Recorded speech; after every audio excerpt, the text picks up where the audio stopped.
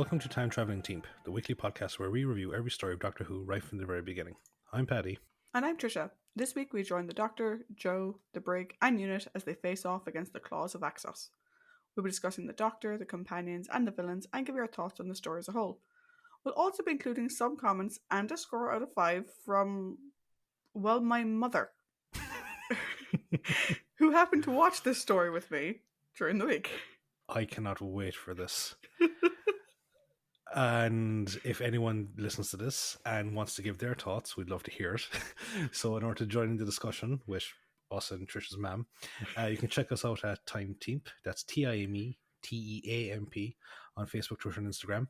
Or you can email us at timetravelingteam@teamproductions.com. Now, though, I suppose first and foremost, I will give you the story recap, which nearly didn't exist because I accidentally deleted it last night. So I had to do the entire thing again today. At least the episode is fresh in your mind. Yes, it is. And we no longer live in the same house, so you're still alive. Pretty much. Episode 1. In deep space, an alien craft is making its way towards Earth, and its approach is detected by a radar monitoring station at Unit HQ. Elsewhere in the HQ, the Brigadier is dealing with an investigative delegation sent from the Ministry of Defence, headed by Horatio Chin, that has been tasked with assessing the security threat posed by unit personnel to Britain. The Doctor arrives just as the Brigadier refuses to give him access to the Doctor's file.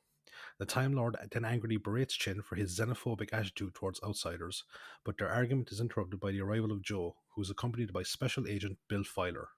He then informs them that he has been dispatched from Unit HQ in Washington to apprehend the Master, which the Doctor says is pointless as he has more than likely left Earth already. Chin demands to be involved in the briefing, but Filer tells him that he has no jurisdiction in the matter and is therefore a security risk, a statement that seems to be a great insult to Chin. They are then interrupted by Yates, who informs them of the approach of the alien craft. They all go to the radar room and watch as the craft enters Earth's orbit, and the Doctor notes that unusually it seems to be of a variable mass. They determine that it is most likely going to land along the southeast coast of England. Chin returns from phoning the Ministry and informs them that he has been given full control of the situation, and he orders a missile strike to be prepared to shoot it down.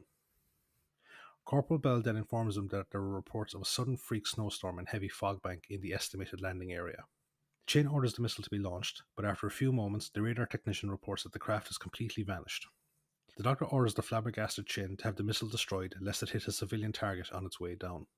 The Doctor then looks at the radar screen and informs him that the craft has reappeared and has started to land. Chin notes that the craft has landed near the National Power Complex, and so he reasserts his control over the situation by taking command of all unit forces and dismissing Filer, who he threatens to arrest as a security threat.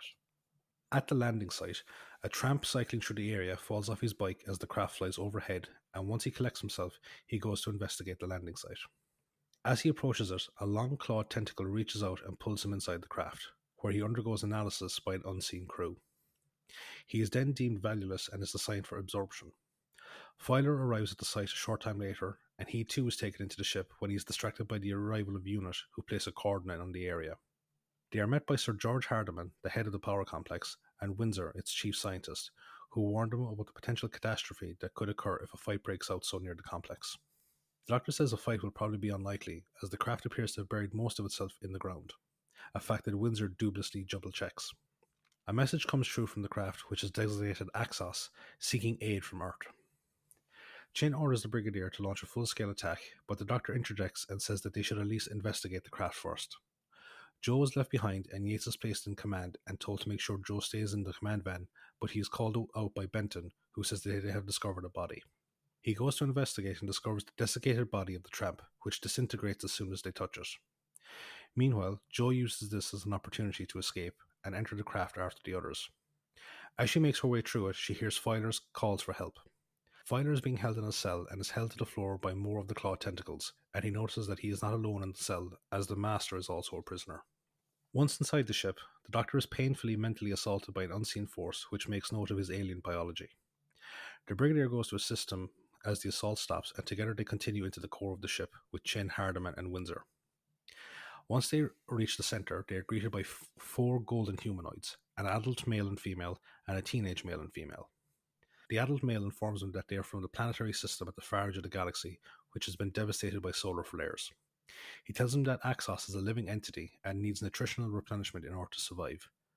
In return for being allowed to stay and given time for Axos to recover, they offer a sample of a mineral called axonite, which has nearly limitless potential as both an energy converter and power source. The Doctor asks why they didn't use axonite to absorb the radiation from the solar flare, but the adult male says that it's too late. The Doctor's questions are then interrupted by Chin and Windsor, who are eager to see how it works. The male gives them a demonstration by using axonite to increase and decrease the size of a frog that made its way on board. Meanwhile, as Jo continues her search for Filer, a tendril-covered creature emerges from the wall, causing her to scream in terror. Episode 2. The Doctor hears Jo's screams, and he and the Brigadier rush off to try and find her. Hardiman and Windsor go to follow them, but they are stopped by Chin, who starts talking to the male about the axonite. However, the male says that he must go and investigate the disturbance, and once he is gone, Chin tells the others that he intends to stop Unit from interfering any further. The Doctor and the Brigadier find Jo on the floor, and when she comes to, she tells them about the creature and hearing Filer's voice.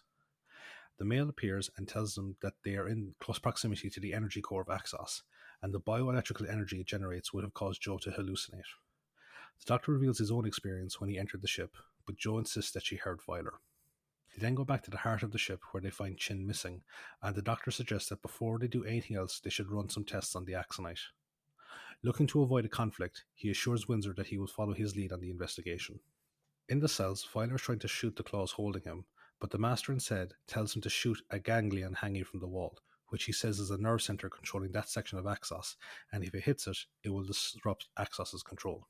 After a few attempts, he manages to hit it and they escape, but they are quickly recaptured, with the Master demanding to be released, saying that he upheld his side of their bargain.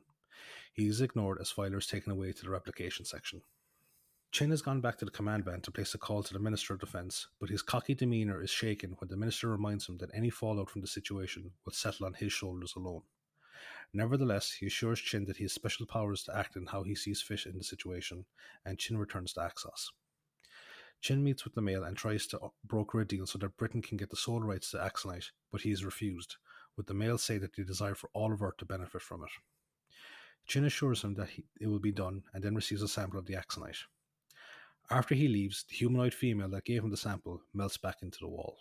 Chin arrives back at the heart of Axos and informs the others that Britain will be the sole beneficiary of the Axonite, but the Brigadier takes it off him at gunpoint, fully aware of his duplicitous nature. Everyone then leaves Axos and returns to the command van, where they are informed by Yates and Benton that the regular army has taken over, and Chin takes command, saying that all unit personnel have been arrested. The Brigadier threatens to warn the UN, but Chin orders that they all be placed under close arrest and are then taken away, leaving the Doctor and Jo behind. Once they are alone, the Doctor asks Jo about the creature she saw, revealing that he believed her the whole time. She shows him a picture that was taken of the tramp and informs him of the discovery of Filer's car near the landing site. The Doctor says that he may have suffered the same fate as the tramp, but Jo insists that they go back and demand that the Axons let them search the craft. However, Chin arrives and insists that there will be no search and orders them to be taken into custody as well, but Windsor says that the Doctor will be assisting him in examining the Axonite. Chin then uses the same warning he was given by the Minister to threaten Windsor. Back on Axos, the male Axon thanks the Master for his assistance in locating such a nutrient-rich planet. The Master again asks for his release, offering to ensure that the Axonite is distributed worldwide in the next 72 hours. However, the Axon again refuses, saying that while they initially agreed to destroy the Doctor for him, he failed to tell them that the Doctor was also a Time Lord. He leaves just as Filer is thrown back into the cell. Meanwhile, Axos dispatches a duplicate Filer to capture the Doctor. In the complex, Windsor is showing the Doctor around the laboratory, which houses a particle accelerator. Windsor reveals that he has been using it in his preliminary investigations into time travel. The Doctor reveals his own experiences, but Windsor is dismissive of his claims, especially when he says he can't remember the exact details. The Doctor then suggests bringing the TARDIS to the complex so they can try using the Axonite to power it. He then suggests using the particle accelerator to examine the Axonite, but Windsor refuses, saying he won't risk damaging the machine. Instead, they will run standard spectroscopy tests, which frustrates the Doctor. Later, Windsor reveals that the tests were inconclusive, and the Doctor says that the Axonite is actively resisting them, and the particle accelerator is the best chance of cracking it, and Windsor agrees to go seek permission. Back on Axos, the Master again pleads to be given his freedom to help distribute Axonite. Axos agrees, but holds onto his TARDIS as a precaution against betrayal. The Master is then given back his laser pistol, and he disembarks, unaware that he is being closely followed by Filer, who managed to escape his cell. The Master kills the sentry posted outside Axos and makes his way to a nearby rail bridge, and he hops onto a passing unit truck and hypnotizing the driver to take him back to Unit HQ. Finder, meanwhile, makes his way back to the complex. At Unit HQ, the Master has his enslaved soldier arrange for the TARDIS to be transported back to the complex. While this is being done, the Master goes to the radio room and hypnotizes the operator, convincing him that he has come with a message from the Brigadier that needs to be sent to the UN immediately. In the laboratory, the duplicate filer appears and tries to take the Doctor captive.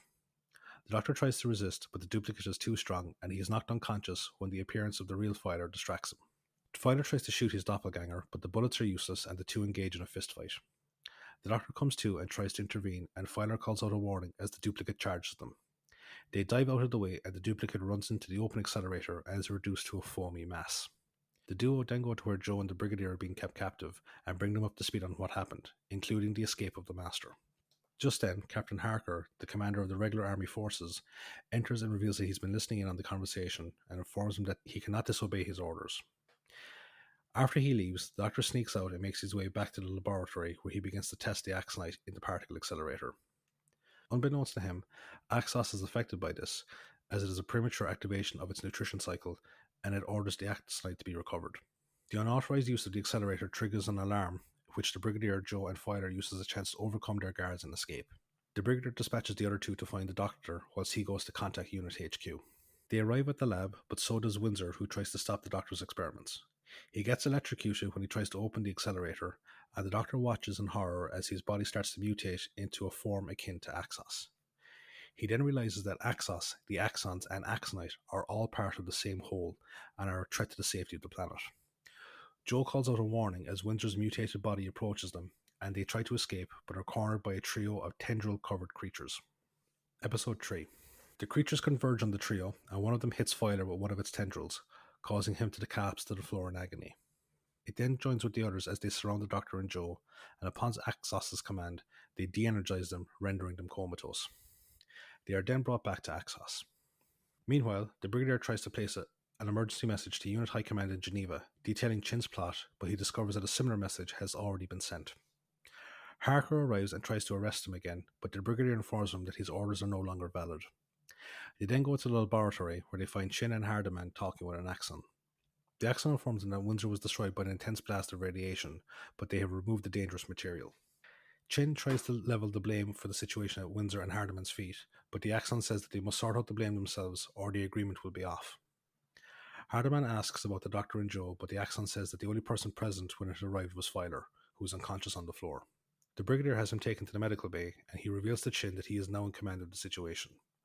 The Brigadier then orders Harker to release his men so that they can help in the search for Joe and the Doctor. Meanwhile, the Doctor and Joe are being held captive in Axos, and they are informed that the Axonite will be spread across the world in order to absorb all the energy from Earth and leave it a desiccated husk. The Axon reveals that Axonite must be activated within 72 hours after landing, otherwise it won't work, and the Doctor confides in Joe that thanks to Chin's greed, the dispersal won't go ahead. Unfortunately, at that moment, Chin is being berated by the Minister for his schemes to withhold Axonite from the rest of the world. He is then tasked with overseeing the global distribution of Axonite, and if anything else happens, then he will be forced to resign. In the laboratory, the Master has disguised himself as a regular army general and informs Benton that he is here on a surprise inspection and that he will contact the Brigadier himself once he is finished. Once he is alone, he enters the TARDIS and is aghast to find the control console dismantled. He then sets about repairing it. Back on Axos, the Doctor is being interrogated in an effort to force him to assist Axos master time and space travel, so that it can feed forever. In return, it offers to remove the blocks placed on his memory by the Time Lords. Axos then threatens to kill Joe by slowly aging her in front of the Doctor, and he relents, begging them to spare her.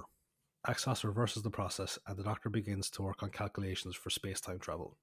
Axos is able to read these calculations from his mind, as well as the power requirements, and it reveals that it intends to take the required power from the reactor core in the complex.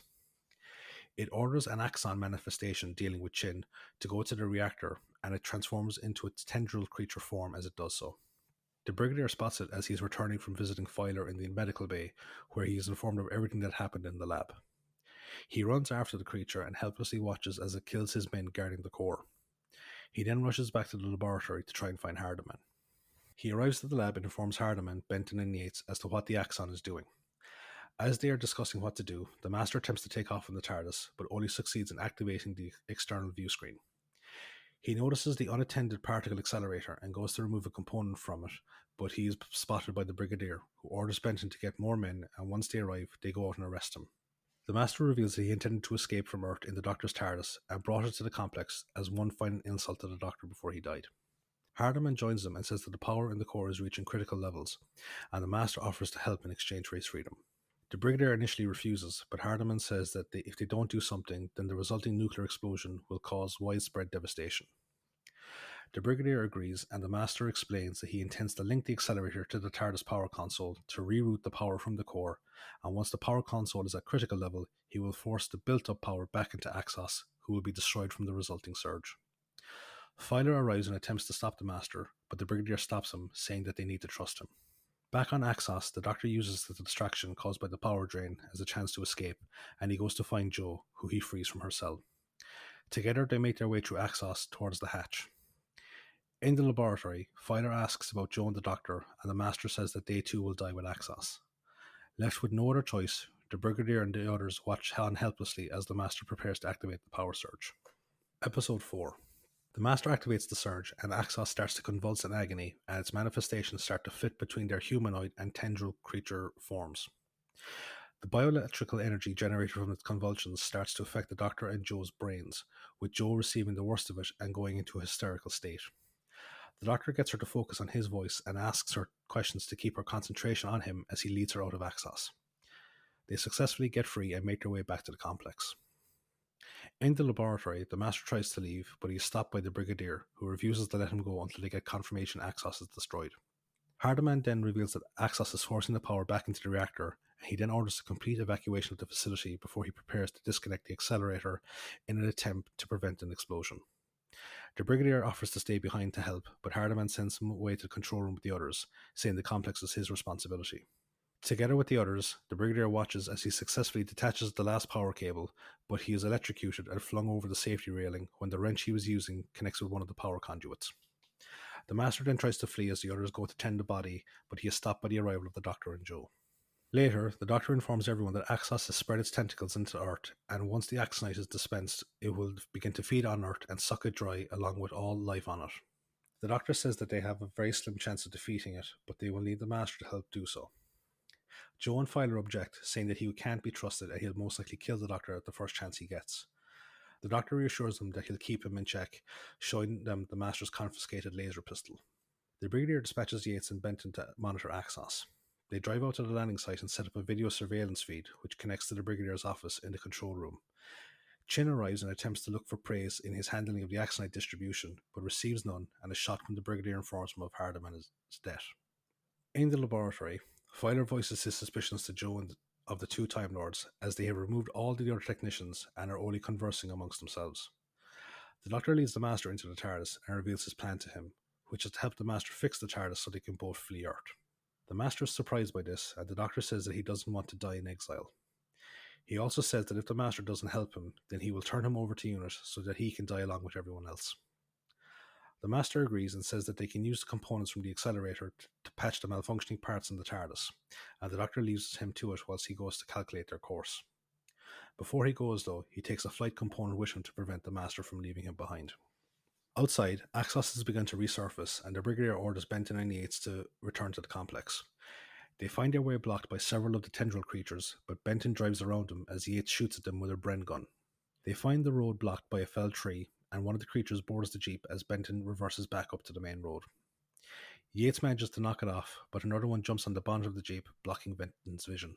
Yates tells him to jump whilst he primes a grenade before following suit, and they watch the jeep explode, taking the creature with it. Back in the lab, Filer confronts the Doctor about his suspicions, and the Doctor confirms them before disarming him with the laser pistol. He then bids Filer, the Brigadier, and Jo farewell, telling her that he will miss her especially. The Master commends him on his rootlessness, but the Doctor ignores him and they take off, with Jo banging on the TARDIS door begging him to stay. Yates and Benton appear with the rest of their men, informing the Brigadier that the complex has been overrun, and he orders them to barricade the lab. The creatures break open a part of the door and send a beam of energy into the accelerator, activating it. One of the technicians says that without proper control, the accelerator will keep powering up until it explodes. Meanwhile, the Master is shocked when the TARDIS lands inside Axos, and the Doctor says the Master needs to collect his own TARDIS, and he also has a proposition for Axos. He agrees to give the information about space-time travel if it agrees to destroy the High Council of the Time Lords. Axos agrees to linking with the TARDIS in order to achieve this, but stops the Master when he tries to leave, saying that he will be freed once the Doctor gives it what it wants. The Doctor and the Master return to the TARDIS and set about establishing a link. The Master realizes that the Doctor intends to trap them all in a time loop, and he flees to his own TARDIS, revealing the Doctor's deception. In the lab, the creatures break in and prove impervious to the grenades and small arms fire of the unit troops. Several of the troops are killed, and just when it looks like everyone else will follow suit, the creatures suddenly vanish from sight, as does Axos itself as a result of the Doctor successfully linking it to the TARDIS. Axos sends two of its tendril creatures into the TARDIS to apprehend the Doctor, and once they have done so, Axos mocks him over the fact that he will be trapped in the time loop as well. The Doctor struggles to reach one of the levers on the console, and he eventually flips it, allowing the TARDIS to break free of the time loop. The TARDIS lands back in the lab moments after everyone else is evacuated due to the imminent explosion. The Doctor exits and sees the readouts from the accelerator and attempts to leave as well, but the exit is blocked by falling debris, forcing him to go back into the TARDIS. Outside, the Brigadier, Joe, and the others watch as the explosion destroys the laboratory building, but leaves the rest of the complex intact. They rush back to the site just in time to see the TARDIS dematerialize and the Doctor emerge, commenting on the destructive welcome. Later, the Doctor tries in vain to explain how a time loop is keeping Axos imprisoned, and he reveals that he is uncertain whether or not the Master managed to escape as well. The Brigadier then asks if the Doctor returned to the Earth of his own free will, seeing as how he finally got full control of the TARDIS back, and Joe cuts across his potential lies. He reveals that the Time Lords have programmed the TARDIS to always return to Earth, likening the new discovery to being treated like an intergalactic yo-yo. End of the story.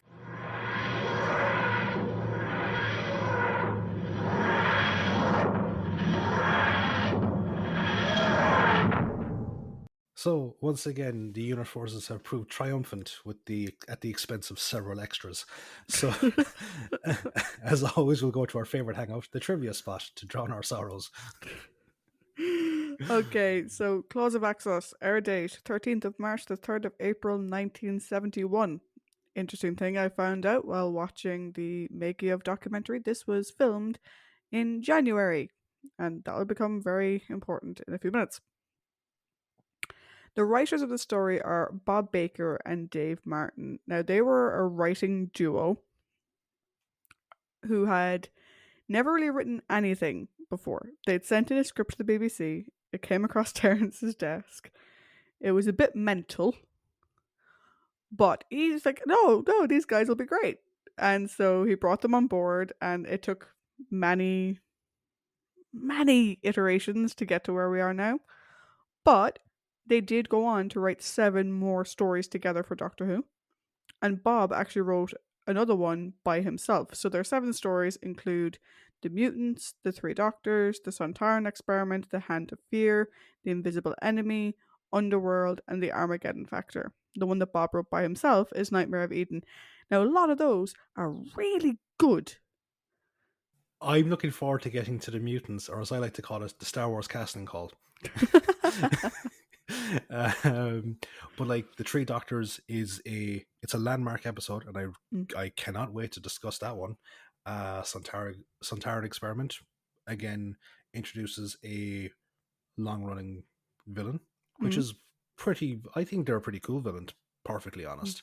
Hand of Fear, it's I love it and I'm heartbroken by it. Visible Enemy, another character landmark. Underworld and the story that follows it, the Sunmakers. Given the plot, I always feel like that the title should have been reversed for some reason. And the Armageddon Factor, that's another. Again, these are all big moments. Yeah. So because Bob Baker was partially responsible for The Invisible Enemy, which introduced the character of K9.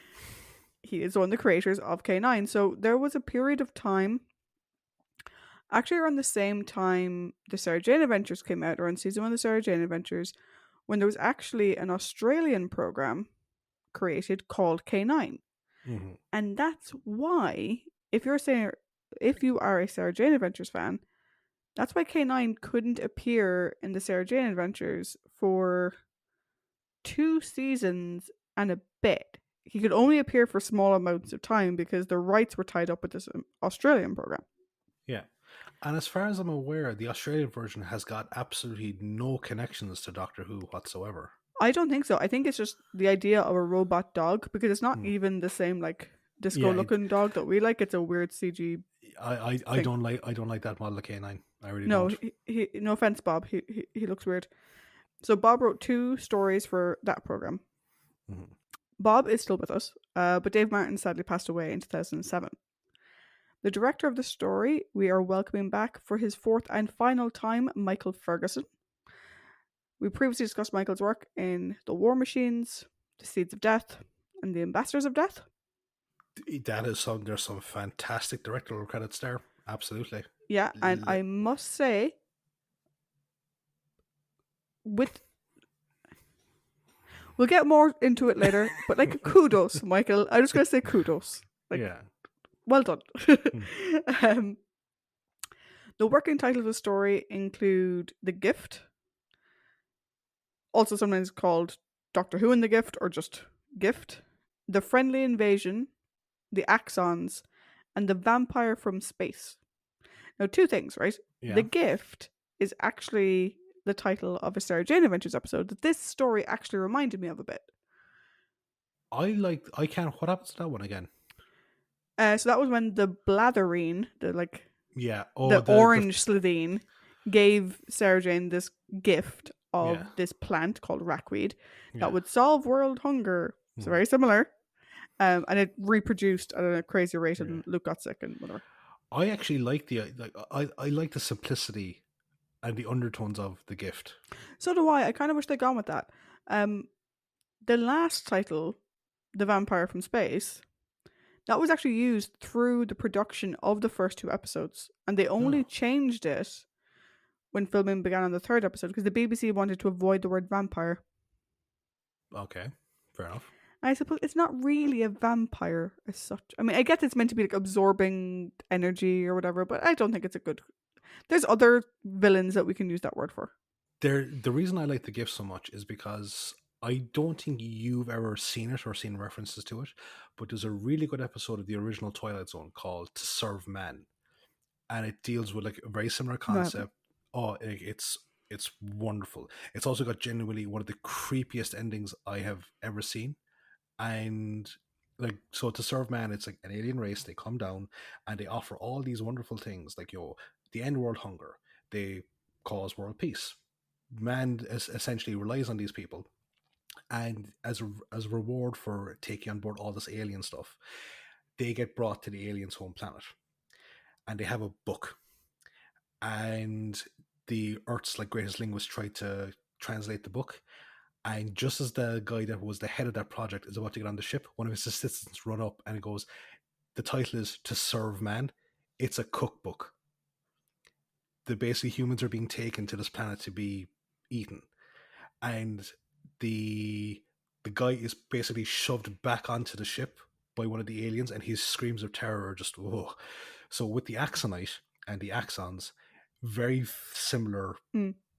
feels to it, and like the gift is just such sinister undertones. It's wonderful. Yeah, I do like that we eventually got a similar-ish story with that title in Sarah Jane Adventures, but I think it would have worked well here as well. Yeah. So I mentioned that Bob Baker and Dave Martin, it went through several iterations. Originally, it was pitched as a 7-part story featuring the second Doctor. It was about evil aliens who landed in Hyde Park in a skull-shaped spacecraft. It then there was meant to be spaceship battles. It then went through revisions because, cost being a thing. At one point, it involved a spaceship crashing and the pilot changing into a giant carrot. Right? I'd Okay. love to know what Bob and Dave were on, like back in the 70s. Like, Yeah. I they're like. brilliant. Like I said, over time, it kind of got Mm, morphed into the story that we have today. So I mentioned that was filmed during January, mhm. and during the location filming, you may notice watching the film scenes. So the scene's on location. The weather is highly variable. Mhm. It's snowing, or there's lots of fog, or it's actually really sunny and dry and whatever, and it's raining. That happened over 4 days. That snow when that bicyclist is cycling down the road, Yeah. that was really there. That fog, that was really there. The lovely sunshine when the um, spaghetti monster Axos are attacking the building, that was Mhm. really there. And that was over a course of 4 days. So when they were reviewing the film, they're like, the fucking, like, none of this shit matches up. Things are meant to happen on the same day or like within minutes of each other. The film doesn't match up. So it was Terrence who, like, because apparently Barry Letts was like freaking a small bit. Mhm. And it was Terrence who basically said, leave it with me. And he wrote in that one line of dialogue that Corporal Bell has, saying that the Axis arrival prompted the freak weather conditions. Apparently Nicholas Courtney commented that at one point it was so cold that half of his fake mustache fell off. Katie Manning has said that it was so cold, and bearing in mind she was wearing a very short skirt. Mhm. The only thing that kept her warm was apparently like John, who was so much taller than her, would Mhm. like wrap her in his arms in his cloak, and that kept her warm. But at one point they were standing around for so long. Talk about fucking vampire. Like. I know. At one point, like, they're all just standing around as you do Mm. when you're waiting to film, whatever. Her shoes froze to the ground, Jesus. and they had to get kettles of water to unfreeze her. With that in mind, I feel sorry for the poor bastard playing the tramp who fell into the lake. Yeah, so he was basically told, we want you to cycle really badly and fall in this lake in the middle of January. And so he had a wetsuit on under his clothes. All right. And he said that throughout the day, because the weather was so freaking weird, he was sweating and freezing and sweating and freezing. And because they filmed the actual going in the river later in the day, apparently the river water actually was warmer than the ambient air temperature by that point. But yeah, like, everyone felt incredibly sorry for him. I find like the tramp character fascinating because all he ever says, and even upon seeing the Axos land, is like ooh ah ooh Oh yeah, ah. and that's That's fully intentional. That's fully intentional. Your man decided to do that on purpose. He's like, it's complete nonsense. Like, no one actually speaks like that. But apparently, kids actually really liked the character. yeah. No He's one's so interesting. no one speaks like that other than people that like ambrosia rice pudding. Yeah, but like, even people from that area of the country that have that From accent or whatever don't actually speak that way. yeah, I know. Yeah. The unit mobile HQ, the little Mm. van thing that they have, that was actually a BBC outside broadcast van. So the vans that they use for broadcasting, with the BBC logos obscured. The use of the axonite on the toad to make it bigger and smaller, that was originally meant to be demonstrated using a rat. I'm glad they went with toad. I'm because I've played a lot of Resident Evil games where there are big Mm. frogs that will eat you whole. I would have preferred the rat because I have a honestly, thing about, like, yeah, no, I know, I know. no. The the accent spaghetti costume may look a bit familiar to some people, even if you Mhm. hadn't seen the story before. If you'd seen The Seeds of Doom, which is a Tom Baker story, Ah, they basically painted it green to make it suitable for that story. yeah, because I Hey, actually if it works. I did see seeds before I saw Claws of Axos, so yeah. So did I. And I did think that it looked very familiar. So, in this episode, we get to see the inside of the TARDIS again. Yay! Hooray! Which is fantastic. The model of shot of the TARDIS itself, of like floating through space, you may notice it has a St. John's Ambulance sticker on it. On the right door as you're looking at it. Mm-hmm. That was never meant to be there. um, so they think that the production crew is a model from the 60s when that was there, but it wasn't meant to be on it anymore. The new version didn't have that on it. And we actually never see it again until it comes back with the 11th Doctor. So that was the last sighting, apparently, of the St. John's Ambulance logo until 2011? Yes. No. 11. 10. 10. Yeah. So on to our cast. So we've 3 people we're going to look at today. So quite a quick cast summary. So as Chin, we have Peter Bathurst. This is the second and final appearance for Peter. We did previously see him in The Power of the Daleks. He was the administrator in that story. Peter passed away in 1989. Now, as Bill Filer, we have Paul Grist. This is Paul's only Doctor Who acting appearance. His non-Who credits include Emergency Ward 10, The Champions, Dixon of Dark Green, Zedcars, Barlow at Large, Survivors, and Blake 7. Also, yes, that is his real accent. Okay. On the behind the scenes, okay, it might be slightly exaggerated, but on the behind the scenes, that's exactly what he sounds like when he's talking. Like, I could have sworn I saw him in something else, but I just know I recognize none of his filmography. Yeah. Lastly, just to include him because he features quite heavily, even though we won't be discussing him directly as a character, we have the lead Axon representative humanoid figure, who's played by Bernard Holly. Now, he actually also provided the voice of Axos, though that was uncredited. This is the second and final Doctor Who acting credit for Bernard. He was also in Tomb of the Cybermen. He has also done a number of audio stories, including Big Finish's The Feast of Axos, where once again, he provided the voice of Axos. His non-Who credits include Zedcars, again, Please Sir, The Tripods, The Bill, and Doctors. And there's one other person who didn't have a huge contribution to the story, but is a familiar face, and that's David Saville, who played Windsor, Yes. our beloved Lieutenant Carstairs from the War Games. Yes, indeed. Who ends up as a weird, roly-poly mutant monster in a bag. Yeah, that happened.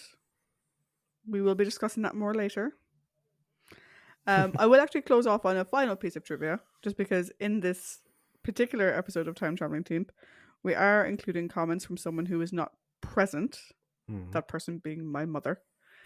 My mother has never seen Doctor Who, ever. All the time I've watched it, she has bought me Doctor Who things for Christmas and birthdays and whatever. She has never seen the show. Bear that in mind when we get into the character discussion in a minute. This is I love your mother. You know I love your mother. This is going to be fucking hilarious.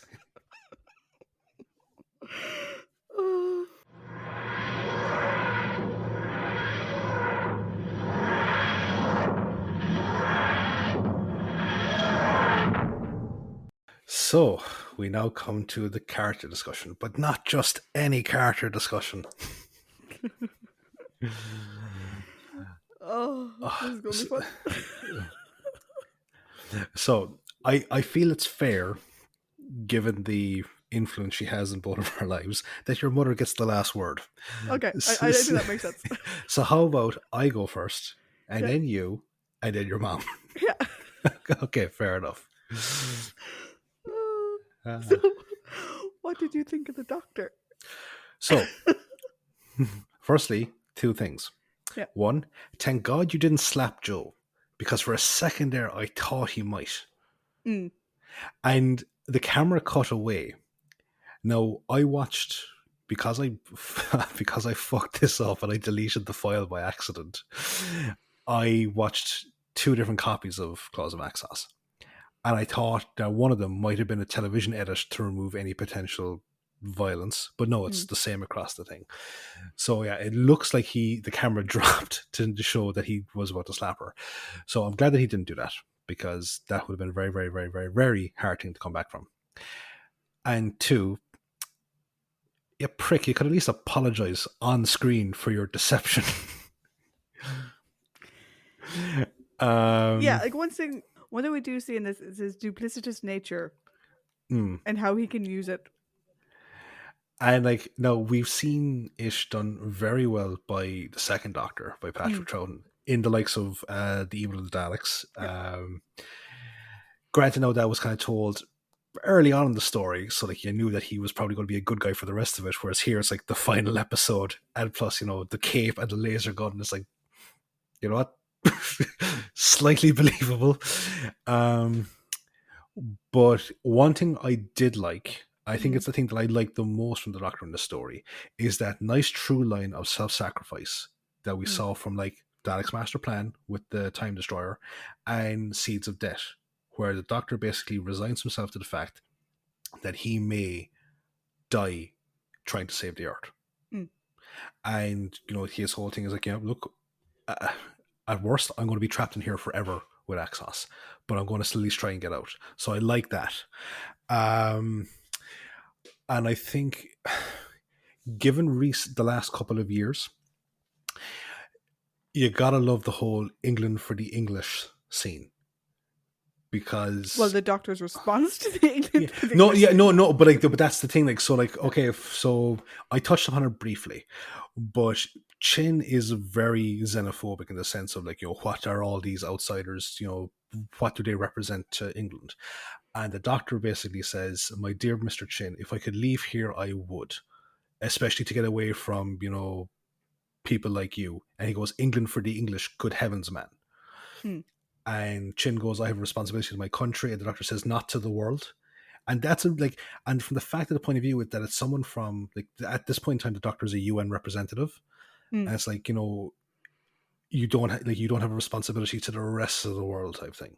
yeah. I like it's a great thing, and for a lot of people that always say, "Oh, who was never political?" I'm like, again, here's a fucking prime example of it, and again, being very resonant 50 years on.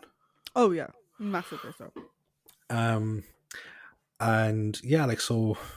One thing that you're going to like in terms of my comments about the characters through Claws of Axos is, for me, there isn't a whole lot of new stuff from the majority of people, with the exception of one person. There Mm. isn't a whole lot of new stuff to discuss from my end. So I think those are my biggest takeaways, is that like you could at least fucking, try and apologize. Although I do love as well, he's trying to explain how a time loop works and he's using twirly hand motions to the Brigadier. Well, It's no, like, he's recreating the little light that we all saw yeah. on the screen. Just goes this way. I was just like, God, and the Doctor, like, you try to be so fucking smart, yet you can't explain it. But yeah, so it's the true line, which I Mm, love, and his argument with Chin at the start. That's like, it's just a great scene in the story, and it's a great scene in general. yeah. Yeah, So for me, like I said, I love that we get to see his duplicitous nature because that was something with the second Doctor that we now see carried over. Um, but also we again see just how badly he wants to leave Earth. Like yeah, the fact that we and find out at the end that he returned to Earth not because he'd escaped Axos and now he was going back, because he had no yeah, fucking yeah. choice. Oh, like that's done so well. It's like so It's you so good. you came back, Doctor, of your own accord. Well, Doctor, no. So And good. it's like without even missing a beat, it's like no. It's so good. Um, I loved all his sciencing scenes. Although I will be honest, uh, and this is something, it's not against Joe specifically. It's just something that I got so used to last season. In the scenes where the Doctor is sciencing it up, Mhm. I do miss seeing Liz in that. Yeah, Do you know? She would have fit in perfectly in this story. Do you know? and I suppose the best example of that is like when he's like leaving the dictation of what his experiment on the Axonite to Windsor because Windsor isn't there. Yeah, Yeah. yeah. So that and that's nothing against Joe because it's a different thing. But Hmm. I think this would have been a very good story with Liz as well. Oh yeah, I think she yeah. would have slotted in very nicely. Hmm. Um, oh my god, the bit where he's watching Joe being aged up. All I can think in my head is Sarah Kingdom. That was a fantastic. Like, I've kind of joked in the last couple of episodes about how he kind of hams up the whole tortured look. This was by far his best performance in terms of that, because the fear in his voice when he says no, stop.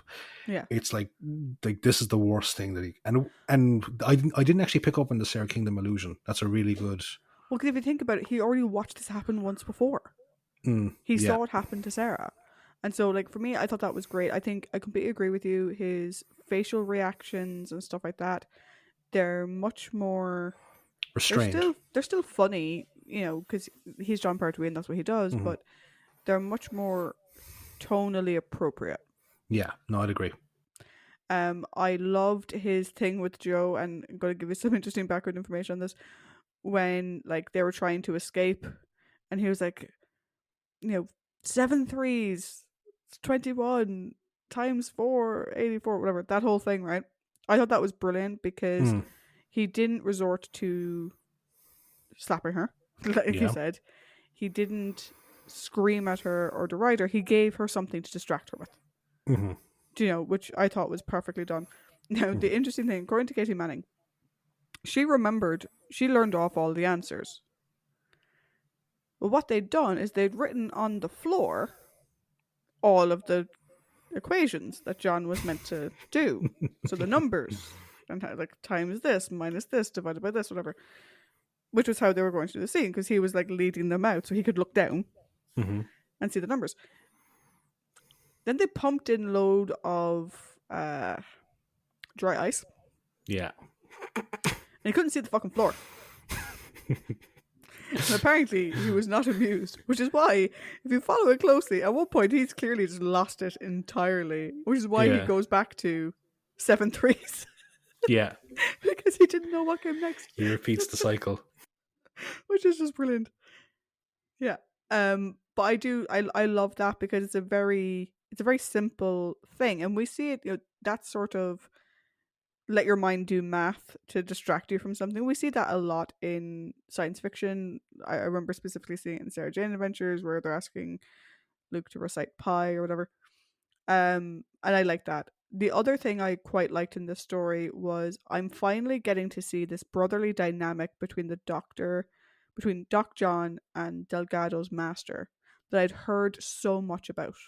Because for the last 2 stories, I haven't really felt it. I thought it was a little bit odd and, again, tonally inappropriate. But I think in this story, they hit that tone quite well for that dynamic.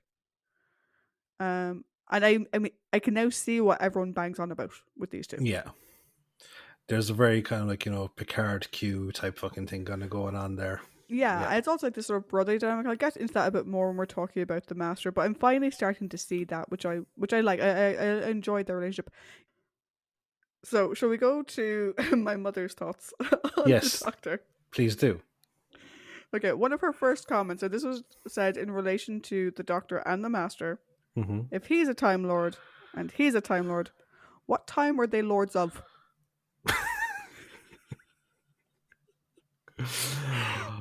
That's good. One is Lord of Times Square, and the other one is Time, the condiment. Her other comments about the Doctor specifically were, he needs a better wig. And he has a terrible lisp. Does he? He does have a very... I wouldn't say he has a lisp, but his S's are very full-tongued. If you want, like, his tongue is pushed far forward when he does his S's. All right. And yeah, those are my mom's thoughts. I was like, okay. So yeah, if he's a Time Lord, what time is he a Lord of? He needs a better wig. He has a terrible lisp. And there was other comments in passing around, but is he the good guy or the bad guy?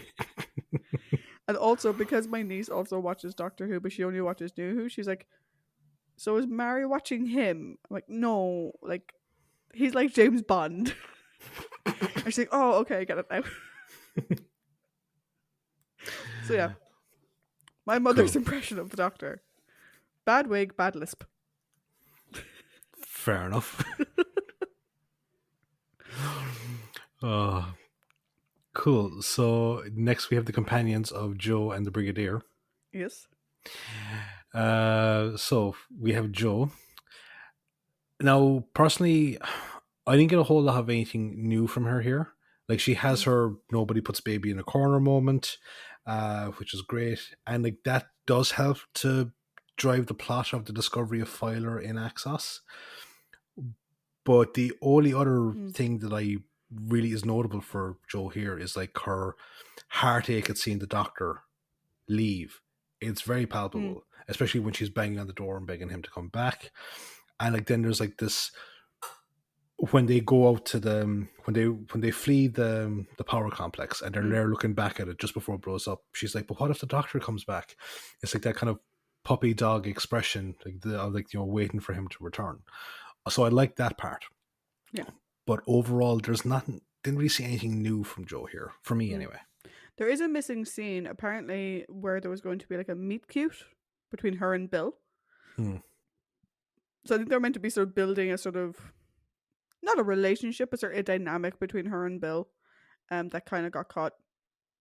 One of the things for me, I think she starts out great. Her standing up to Chin when she like freaks at Chin, I thought that was brilliant. Mm-hmm. And a lot of like chutzpah we haven't really seen from Joe up to now. Again, not in the boys do put her in the corner. She goes and does her own investigation of Axos. She doesn't let people convince her that she imagined Bill's voice. She's like, no, I did not hallucinate it. No, I'm not going insane. He was there. And I love all that. It's all very solid, whatever. In the second half, though, she is literally just the screaming companion. She does nothing. She reacts, and that's it. Yeah. She reacts, and she's present. And that's it. Which I think is a shame given how much she stood up to Chin at the beginning.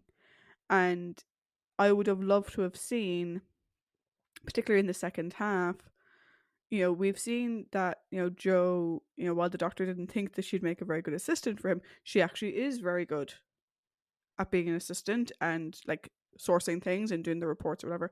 I would have loved to have seen, her face off against Chin again. Where Chin's like, oh, where's this? She's like, I gave it to the Brigadier. It's like, it's just her sort of like getting her back on him again, because that would have given her a through line for the story that I think she was sadly missing. I'd agree. Do I know my mom's thoughts? Oh, do I ever? She also has a terrible wig, according to my mother. Cool. Also, right? Again, my mom has never seen Doctor Who. She will likely never see it again, right? So she has watched The Claws of Axos as a completely standalone thing. To the point where she kept referring to it as a film, right? Even though she knew it was 4 distinct episodes of a TV show, right? Yeah. Joe's shifty, and she's clearly not who she's pretending to be. Mum's read of this. Okay. At the start, she thought she was on this side with the good guys, with the doctor and the army guys and whatever. Yeah. But by the end, she thinks she's not. She thinks she's putting it on. And she's playing some long game where she will eventually be proven to be a villain. And her evidence for this was? Just thinks she's shifty.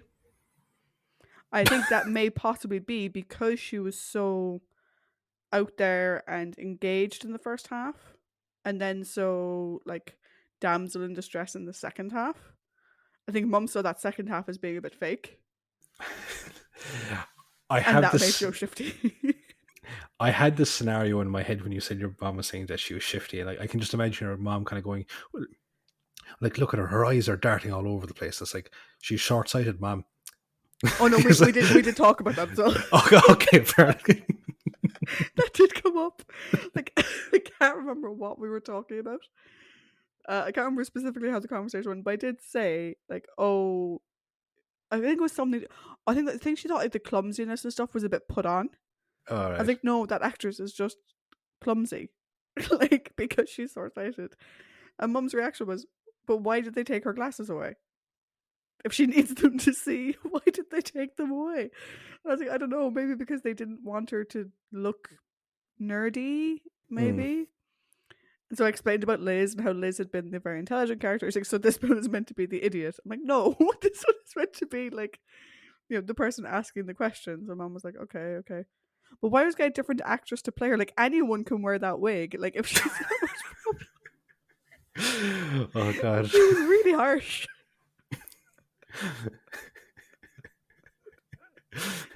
And starring as Joe the Wig's person is Katie Manning. Yeah, and then I had to explain your description of Joe was something for the dads, which involved me explaining to my mother what the phrase something for the dads meant.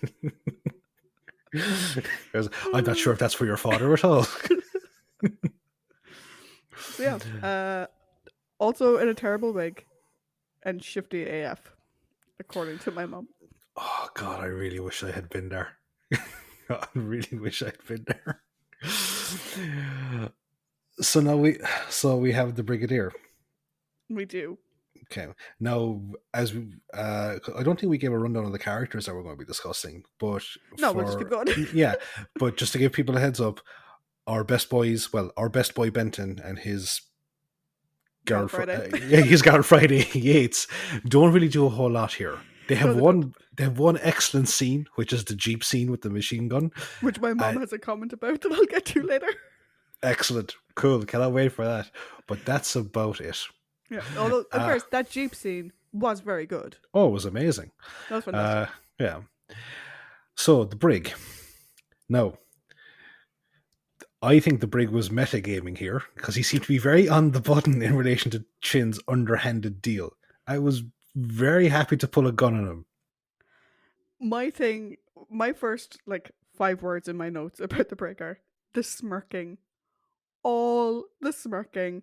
He has clearly learned sass from Liz Shaw in the episodes where she hasn't been there, because the way he deals with Chin is just, it's perfect. You mean he's learned sass from Liz in this cottage that the 3V somehow managed to yes. There we go. But the way he plays Chin and deals with him, because he goes from smirking, the fact that it opens with him leaning against the cabinet. Sorry, I'm trying to lean. I knocked my microphone. He's just leaning casually against the cabinet, smirking, and I'm like, this is brilliant. Good, because he recognizes Chin for who he is, and we'll get to Chin in a little bit. But the way he deals with him is just so good. I love the fact that even though he is British, the Brig's loyalty is to the UN and its ideals. Yeah. He may not be great on other countries' customs, as we talked about the other week, but he is the leader of UNIT, the United Nations Intelligence Task Force. Yeah. And I think what I like here is that with Chin, he knew exactly what type of person Chin is, and he gave him enough rope to hang himself. In everything he did, he was perfectly amenable. Yeah, go in there, take him to the, Yates, take him to the special private office. What special private office? Yates, fuck off and take him somewhere else. Yeah. There's a special phone, there is. Yep. Off you hop. Get him out of my way. But he gives him enough rope to hang himself. You don't have an area of expertise, Chin, unless it's a play area with buckets and sandcastles and spades. Or when Chin comes around later on, he's like, "Oh, I've been doing your job for you." And he's like, "What are we doing?" Like, in the canteen. I was like, where were you? The canteen. So good. The sassometer goes off the scale with the Brig here, and his sass at the end with the doctor, like you mentioned it, when the doctor's describing, and the Brig knows what this means, the bouncy light back and forth. But the fact that he's like, so you came back of your own volition, and he just has this smirk of, lie to me, I fucking dare you. And the way that he handles Chin is, it just again emphasizes the point that he is loyal to his people. Yeah. He refuses to give up the doctor's file because he goes, no, the doctor is my responsibility. And he's got zero tolerance for political bullshit. Now, I can imagine, had things gotten to a further extent, the Brig would probably have lost his cool and echoed some of the Doctor's sentiments. Hmm. But the Brig was like, again, just leaning casually back, going, let him do it. He's the best at it. Yeah. And favorite moment isn't the smirking, isn't the sass. In terms of Nicholas Courtney's performance, my favorite moment is when he turns away just before the Master activates the switch at the end of episode 3. Because that is probably one of the hardest decisions he's ever had to make, to leave Joe and the Doctor to their fates. Yeah. And he can't even look at it, and he just turns away, and it's not even like a sort of like overly dramatic, oh, I can't look, but it's just like the frustration. He just fucking turns away. So this is a great performance from, again, we don't see a whole lot new. We're just talking about the stuff that we know and love. Maybe a bit more sass from him, but again, we just like to see that nice progression of what we love about the Brig. There's two things I actually really liked as well, in conjunction with the one you've already mentioned, and the stuff we've already talked about. We always talk about how the Brigadier leads from the front, and that's just the type of guy that Lethbridge Stewart is. And we see that in two different ways in this story, from my point of view, right? And I don't include him going into Axos, because that was as like the leadership was going in. That wasn't him running in or whatever. But the first is when they need to disconnect the cables. He offers to stay behind. He's like, cool, what am I doing? And he's immediately rolling up the sleeves, willing and ready to jump in, even though he hasn't a fucking clue what to do. And I hate when he gets... I hate it for him that he was like, yes, he did it. Yeah. And then the poor fucker dies. I really wish Sir George Hardiman had a much more expansive role in the story, because that's a great moment from a lesser supporting character that I would have loved to have talked about the character at length. It's just he didn't contribute a whole pile to the rest of the story. But yeah, the other thing I really liked about the Brig in this is when the nuclear base is going to explode. He's standing at the door, ushering everyone out, except Bill, who I'll get to in a second. They all run downstairs, and Joe and Chin jump in the back of the civilian car, and he immediately hops in the front and drives off. Yeah. He doesn't wait for a van to come get him. He doesn't go to the military van. He takes control, he hops in the driver's seat and goes. And the exact same going back, he hops right back in that driver's seat. And I don't know, you don't know what was screamed going down the stairs as they're running out. Is that him taking responsibility for the civilians in this action? Is that him just seeing the two civilians jump in the civilian car and him going, well, fuck it, someone has to take care of them, and he hops in? Whatever, I think it's just so him. He doesn't need to be driven around all the time. No, and the Brig is very much, first in the field, last out of it type thing. Yeah. My mum's comments about the Brig. He's cool. And that was it. I had asked her, what did she think of the military guys? She's like, well, they're military. She wasn't really massively impressed with them one way or the other. And I was like, oh, what about the Brigadier? And she's like, oh yeah, no, he's cool. So I think she liked him. I think she's probably one of the few characters that she did actually like in the story. No disparaging comments to make about him. Nice. He's cool.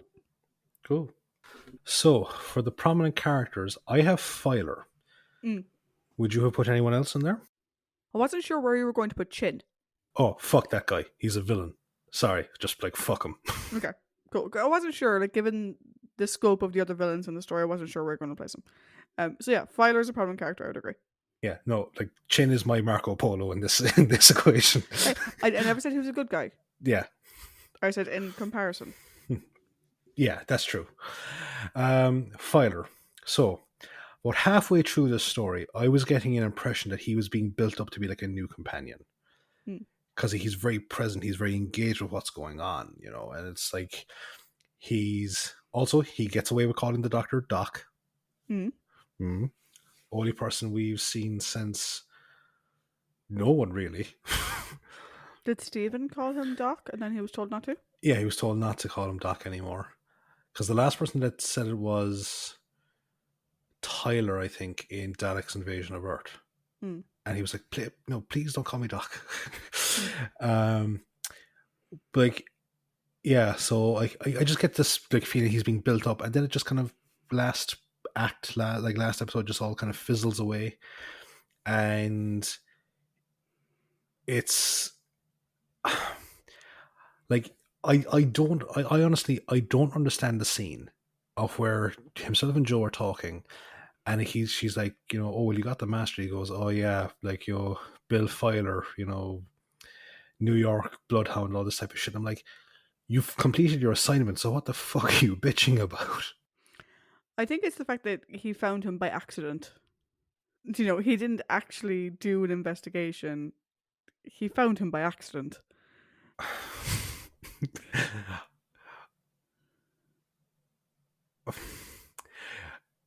I actually okay, I can see why I I I have Form a actually have coherent thought. no. I have no words. I'm sorry. You spent the first episode talking about how dangerous the master is, to the extent of like that. You need a certain security clearance to only fucking discuss him. Mm. You've caught him. Who cares how you fucking caught him? You caught him. I'm just saying that if he's going from the what a great fucking investigation I did. He found him by accident. He escaped. Then they're helping him, or then he's helping them, and then the master's gone. Jesus. I mean, like, it's not like, in Police Squad, where like the guy's holding everyone at fucking gunpoint and Drebin just opens the door into him. And he's like, well, good job, Frank. Oh, thanks. No, It's like, he woke up and the master was on the wall. I was like, well, this is a freebie. Have you learned nothing from the Mythmakers? Have you learned nothing? uh, yeah, so I actually kind of grew to, like, as towards the end of it, I was like, oh, for fuck's sake, you just go away. Stop. I know. I wouldn't that about it. My thing with Filer. So okay, in general, right? Filer, he knows how to play the clearance game. Mm-hmm. He clearly gives zero shit about Chin. Yeah. He's not easily dazzled. He's not easily distracted, and he clearly wasn't happy with the way the outcome of with the master went. The fact that he ran Hmm. in, they had the master there, and he was told to let him go, and he's like, "What the hell do you mean?" Like, I thought that was played brilliantly. Like I said, his comment to Joe later, I think, may have been a badly written reaction to the events that happened. Hmm. I think it was just presented badly. But my thing is, I'm now convinced that Paul Grist wasn't on location for the final day of shooting, because if you think about it, so the building's going to explode. Mm-hmm. You've the Brigadier ushering everyone out. He goes just before Paul, so Bill's coming. He jumps and Bill jumps out after him. We Mm-hmm. never see Bill again until the very end of the episode. He's Yeah. not part of the scene of everyone running downstairs and getting in the cars. He's not standing in the field watching it blow up. And we don't see him when the Doctor reappears. We only see him back in what is clearly a set. So I wonder if Paul wasn't available for an extra day of location shooting, and I wonder if his character would have been a bit more prominent in that episode if he had been. Maybe. It's interesting. Hmm. Because I had a note of it. Where the fuck did he go? Like, did he stay behind? Was he trying to wait for the Doctor to be like, you fucking prick? Like how did that go? And I was like, he's just not there. Yeah, like, thinking back on it now, like, I actually didn't pick up on that. I just didn't notice that he wasn't there. Mm. And what were Mother's thoughts on this one? Mother didn't have a comment about him.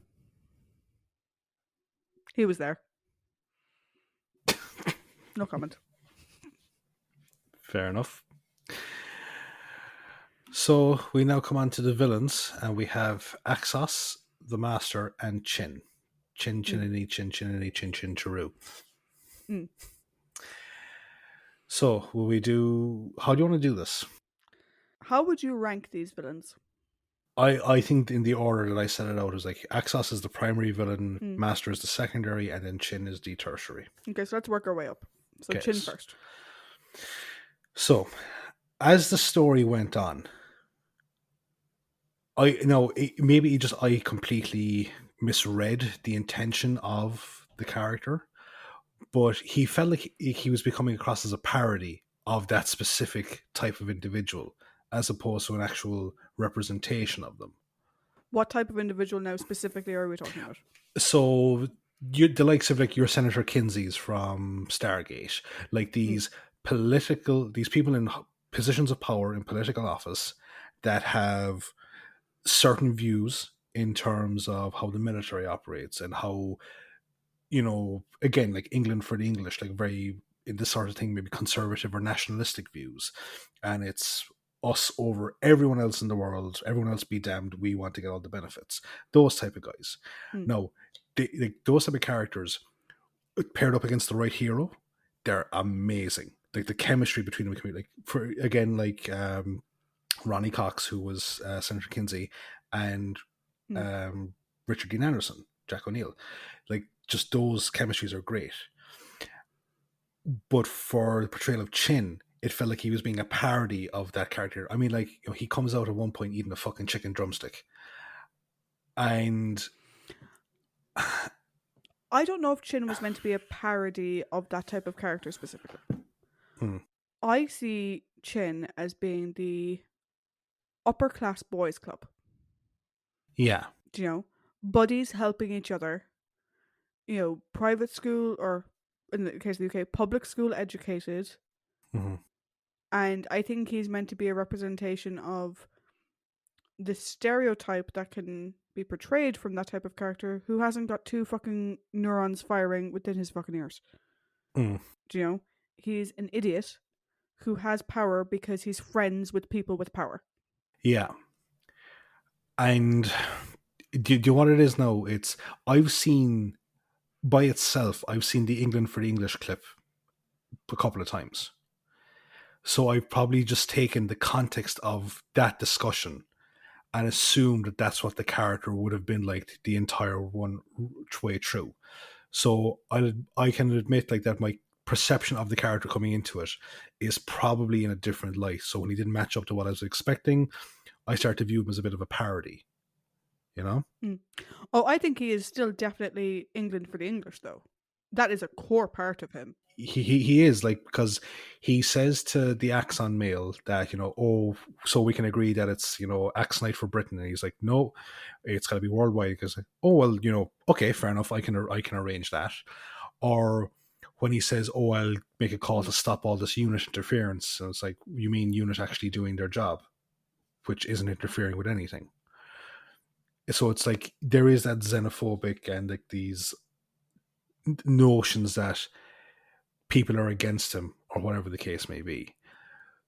But basically, I think what I wanted from that character was I wanted to see the brig go up against Senator Kinsey. That's what I wanted to see. I would want to see that too, Yeah, because that would be yeah. amazing. No, it would be fantastic because, like, we've seen if you go all the way back to Doctor Who and the Silurians, the brig and Mm. Lawrence. No, very different scenario, but where it's like Lawrence is his whole thing is like it's his career, and you just see the two of them kind of butting heads over stuff. I loved that chemistry. I loved those scenes. And that's what I was kind of hoping I'd see a representation of here in this one. So, like, yeah, like Chin just annoyed the shit out of me. He didn't make me angry. Yeah, so I think the thing with Chin in this, right, and this is why I like the Brigadier's reaction to him so much, Mm, is the Brigadier does not take this man seriously because he is mm, not a man to be taken seriously. The fact that he's coming in all bluster, like the fucking England for the English shite, is like the Brigadier doesn't even fucking entertain it. Do you know, he's not even getting caught up in that conversation because yeah, how can you have a serious conversation with someone on a topic like that? He doesn't even entertain it. And the fact that the brig thinks so little of him and gives him such little credence and respect, that's why I didn't expect him to be a Kinsey type. Because Kinsey demands respect. Kinsey walks yeah, into the room and Jack can make all the jokes he wants, but Kinsey demands respect. yeah. And Chin doesn't. Do you know who Chin is? Who? Chin is Vernon Dursley. Yes, yeah. There we go. all bluster. Do this now. No, I'm saying do it now. No thinking of the consequences. No thinking through your action to the next point, and always thinking about food. Very much a us for us, don't liking not liking other people, them, strangers, who's this doctor, where's he from, where's his file from, his reaction to Filer being American, all of that is basically Vernon Dursley. Yeah. And he also looks like a small bit like Richard Griffiths as well. He does a small bit, yeah. Yeah. Mother's opinion of Chin. Yes. Yeah. I said, what do you think about Chin? What about him? There's no change there. You're fine him now. What about him, like? um, didn't see him as a complex individual. Didn't have any questions about him. Basically saying that people like Chin still exist now. And they do. Not even specifically England for the English, but just in general. yeah. And Mom clearly was like, nope. You'll find them anywhere. Every single country's got a gobshite like that. Yeah. So next we have the Master. We do. What are your thoughts on the Master this time around? So I really liked watching the Master this time around. It's an interesting beginning because it's great to see him under the thumb of someone else to start off with, as opposed because like the last couple of weeks we've seen him in command of like the alien menace, whereas this time he's subservient to the alien menace, and it's great. And I love watching him do his like bullshittery to get out of things. You'll need my help to make this happen. You'll need, like, you don't understand the customs of this place. I clearly do. All this type of stuff. I can get us a table at this fine restaurant. So I loved seeing that. His frustration with the doctors, like, he comes into the TARDIS and it's just like wires everywhere and loose panels, and he's just like, oh, I can't believe this. This man is my greatest adversary type shit. And yeah, like, just giving out about the TARDIS causing it like, something only fit for a museum. But I think my absolute favorite moment from him for the entire story was like, is there anything that we can do? Well, the usual precautions against like a nuclear explosion, sticky tape on the windows, that sort of thing. I love that. I thought that was amazing. So, like, what balls to say that? Just the one question I have about the Master though is, where the fuck did he have time to find a mask? One of his like rubbery masks. I think that the Master is taking a leaf out of a future Doctor's book, and he has transcendental pockets. And he always keeps a spare unit overcoat and mask in his pocket, just in case he needs Cool. it. All right, I'll buy that. So, what are your thoughts on the Master this week? Okay, again, we see the Master teaming up with an enemy who ultimately uses him, and he ends up joining with the Doctor against the enemy at the end. I didn't like that the last two times we had it. No. It makes more sense in this case, though, because Axos captured him. This isn't his badly laid plan. Yeah, exactly. It's Axos's plan. And he just happens to be a part of it. So I liked that better. I think it works better with his character that he would have offered up Earth as a way to A, stab the Doctor in the back, and B, save himself. Yeah. So I think that makes a lot more sense. I think he's very charismatic here. I loved his interactions with the TARDIS. It's very much like this older sibling coming into your bedroom going, what in the shit have you been doing? Like, what the fuck is all this? You can tell, like, that he sort of sees himself as superior to the Doctor in every fucking way. Like, every way possible. And this is just the physical representation of that. You're like, what is the man doing? No wonder this thing doesn't work. All that kind of stuff I think is great. I think his dynamic with the Brigadier is actually very good. Mm-hmm. I'm interested to see that develop a bit more if it does. And yeah, to your point around like you do what you normally do and put sticky tape on the windows. I think he's funny Yeah. here, in a charming way. That I think his humor in the previous stories kind of fell flat. Hmm. So here, like even when like the doctor is like, "Oh, you and me together, we'll do it," and he's like, "Really? We will," because like no, like, and like as soon as he realizes that the doctor is trying to defeat Axos, which he would have had no problem with before, Yeah. he's suddenly like, no, I don't want to get caught up in your idea. Your idea is stupid. It's going to get us Yeah. killed. I don't want to be part of this or whatever. Do you know? So I think that was really, really good, and I think I liked him much more in this one than I liked him in any of the other ones. Yeah. As you said, like, this is where you can actually see what people are talking about now. Mm. Um, there is one moment in it that I really enjoy watching, and it's a Mm. very small moment, and I think it's a great representation of the Master being like a darker side of the Doctor. Mm. It's when like Hardam, like when he's like they're doing the power reroute from the core into the TARDIS to shoot it back to Axos. Yeah. And like Hardiman is like going to go like, like we can't go much higher, we'll risk the cables. And the Master just goes, risk the cables, man, you have to risk everything, you've got no choice. That's something like very doctorish to say. Yes. And I think it speaks to the chemistry of Delgado and Pertwee, Mm. that they do seem like opposites of each other. Like they're the reflection. He's like just like that, two sides of the same coin. That darker reflection of oneself. I can see Pertwee saying that very same line in in a similar scenario. Yeah. Oh, totally. Very much so. Yeah. So, Mom's turn. Mother did have a comment. Mm-hmm. Well, the costume people could have done a better job with him. Just slap him in black and set him off on his way.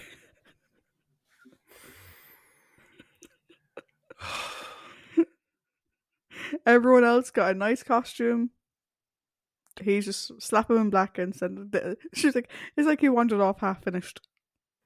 I really want to watch Genesis of the Daleks with your mom now.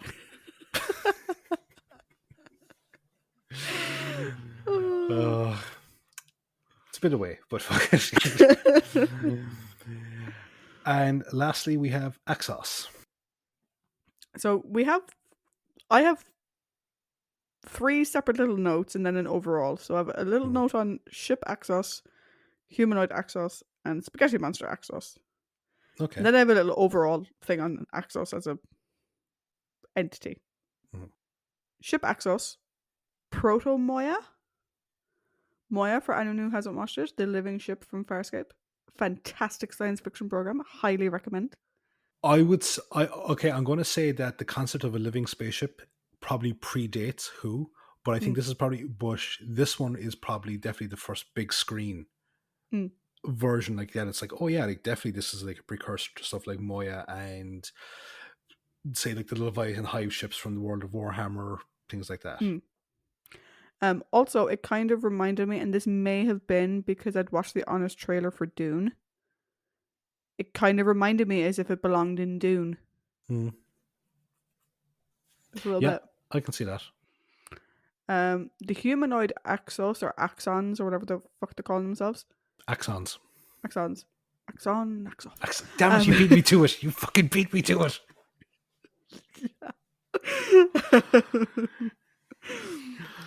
Kind of creepy. Yeah. Not gonna lie. The big giant half ping pong gold eyeballs. Kind of creepy. Mm-hmm. Sorry, they all have golden perms, gold skinned, but they don't have regular eyes. They've got big, huge fried eggs that are completely gold for eyes. And they're just wearing like skin tight suits. And it's the expressionless eyes that really make them creepy, I think.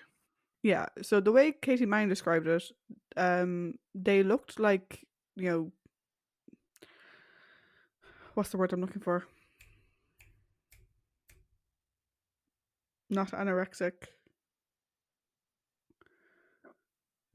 Begins with A. No, my brain has completely gone. What's the context Someone who has of no the word? pigment. Albino? Albino. According to Katie Mang, they're like albino giraffes. because of the weird color The of their leotard. suits. Yeah, The leotard. yeah. Looks like a little bio giraffe. And yeah, the eyes are basically ping pong balls that were chopped in half and painted gold. Hmm.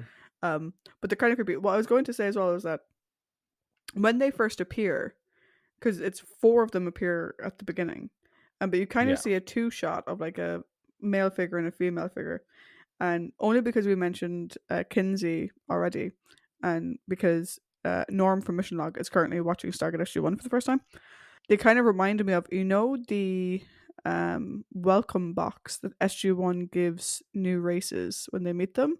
yeah, They kind of remind me a little bit of the man and woman on that, as if they're like, searching for the baseline species and like what's the baseline of the species, and they create the humanoid yeah. figures off that.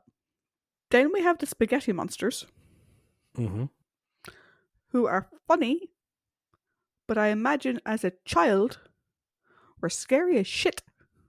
Yeah, because they shoot the long tendrils out that can either blow you up or just fry you. Um, their appearances from the wall, I love that sequence. That's really, really Mm, good. Um, and the fact that they're just like they're essentially just walking mounds of flesh. So they're yeah. completely impervious to convent. Like, the only reason they kill one is because they use a jeep to blow it up. Mm. Which I Whereas thought, again, speaking of the amazing Benton and Yates scene, like, mm, that was fabulous. yeah, oh, it was great. Um, I really love the idea behind Axos. Like, Mm, it's a vocally sentient entity that can have a multiform manifestation and be utterly unstoppable unless there's some serious intervention. Like in this case of the Doctor, or like you can imagine in say the world of Marvel, like the Eternals that will come and just fucking burn it out of the system. But it also reminds me very much of the Thing, because they replicate and they yeah. duplicate and they send all that kind of stuff. But I knew Axos, you'd think it's of that. yeah, of course, any sort of weird assimilation thing. But like Axos is genuinely terrifying. It really is, Mm, and I love the fact that the only way that the Doctor can defeat it is by trapping it, not by killing mm. it or whatever. That it's trapping it. And the beauty of it is that technically speaking, Axos can come back into the series at any point in time It's because interesting that it hasn't, to be honest. mm, Like, obviously, Big Finish has done some stuff with it, but it's interesting that it yeah, hasn't come back into the main show. The thing that I find interesting about Axos is the fact that it's sentient, right? You could have very easily tried this exact same story with a non sentient organism hmm, that crash lands on Earth, starts absorbing energy, and you could have done the same thing. And it would have been a good story, potentially. But what makes the Axos such an effective villain is that it's sentient. And not only is it sentient, it can lie and it can manipulate. like And that is so interesting like in a villain like this. absolutely, like Axos, I think, is like we talked last week about which do we think was better, the Animus or the Parasite from the Mind of Hmm. Evil. Like, I kind of think Axos kicks the shit out of both of them. I think so too, because Axos can also control other people. I was going to say it can't, but no, it can Hmm. control other people. Like, Axos is scary because it's duplicitous. Hmm. The Animus wasn't. The Mind of Evil wasn't. They were very clearly, Yeah, we're evil. Fuck you. And that was it. Whereas this thing, it tries to get your trust. And it's yeah, like, oh, it's so insidious. It's so good. and that's why I drew the analogy with To Serve Man, because the aliens in that, while also terrifying looking, because they're Mm, played by Richard Keel, the big Jaws guy from the James Bond movies. Um, they're just like, they look they seem very benevolent, and all they want to do is help. mm, Much like Axos is like, Axonite can do all these wonderful things. mm, So, and I looked it up. The Feast of Axos, which is like the sequel to this, it's a mm, sixth Doctor adventure. I really want to listen to that because I like Colin Baker. And I want to really see Colin Baker as Doctor engage with mm. Axos. I actually missed a very important point in my doctor notes. Mm-hmm. Not blaming anyone for that or anything. Um, just saying it was there before someone hit delete. uh, Anyway, I love that the minute Axonite is introduced, Hmm. the Doctor is like, huh. The Doctor doesn't believe it. The Doctor never buys into it. No. This can create perpetual whatever. Then why did you have an energy problem? Hmm. Then what? And it's constantly, but then why did you have a problem? Yeah. And speaking to that thing, I really like the moment where the doctor kind of goes, "Well, of course I believed you. I believed you the entire time." Yeah. Yeah, that really kind of shows like there's a huge like the gap of his treatment with of Joe from Terror of the Autons to now is just fucking. It keeps hurtling away from what it was. Mm. Like in this, Like this, that's the leap I would have loved to have seen last week, because last week it's clearly defined that it has been a number of weeks, yeah. if not months, since Hmm. the previous story. Hmm. And I would have liked to have seen that development then, but I'm like that we are seeing it now. I know we've kind of gotten slightly off topic with the Axis thing, but I had to call that out because I love the fact that the Doctor was like, no, no, no, no, no, no. Yeah. Like, this makes no fucking sense. Smart cookie. Mm. Before we go into your mom's comments about Axos, question for you. What a weird line. Go on. Yeah. What is your thought of the what are your thoughts on the fact that the Master is a sequential recurring villain? I'm liking it and I'm not liking it. I'm liking it because we're seeing a villain develop over time Hmm. without having to make huge leaps. So Yeah. like with the Cybermen and the Daleks, they're often big leaps, whereas this is more incremental. Yeah. I'm not liking it because it's essentially been the same story with him 3 times in a row. Hmm. He sided with an alien against Earth. It goes against him. He has to help the Doctor out at the end, and then he escapes. Yeah. I That is did. literally the same thing. Now, this Yeah. one is the better one of it in Yeah. terms of that component. But I really want the next time we see him to be something a little bit more interesting. Like I said, I want to see more of that intelligence that keeps getting hinted at. I want to see more of that. And so almost the final word, with the final word of the villains goes to Ma'am, yes. this better not give me nightmares. Was her first comment. Bear in mind, we started watching this at about 9 o'clock at night. Hmm. This better not give me nightmares. She did also, right? So my mom, right, is not one like she followed the story okay, and I'll get to that in the overall her overall comments. We'll address that bit. But she picks out the smallest fucking details that you don't even fucking notice. Do you know? Hmm. Um, like how in the amazing scene with Yates and Benton in the truck, she was commenting how it would have been great if they'd gotten proper stunt guys to play the spaghetti monsters. I was like, what do you mean? She's like, well, you can clearly see him plant his feet to get ready to be thrown back off the truck.